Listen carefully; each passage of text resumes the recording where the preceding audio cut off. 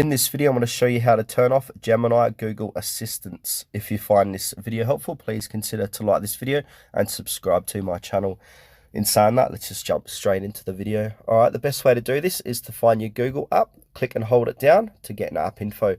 Click on I, where it says permissions, click into permissions and scroll down and look for microphone. What we need to do is don't allow the microphone and then click on don't allow anyway.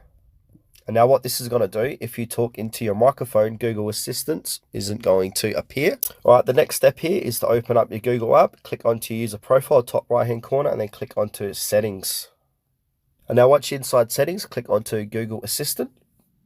And then scroll down and find where it says general. So this is where you can manage general settings for Assistant. And then where it says Google Assistant, go ahead and toggle that off, turn off.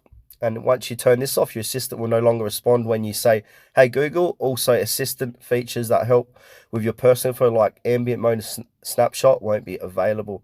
And also you can delete your assistant history at myactivity.google.com. So go ahead and toggle that off.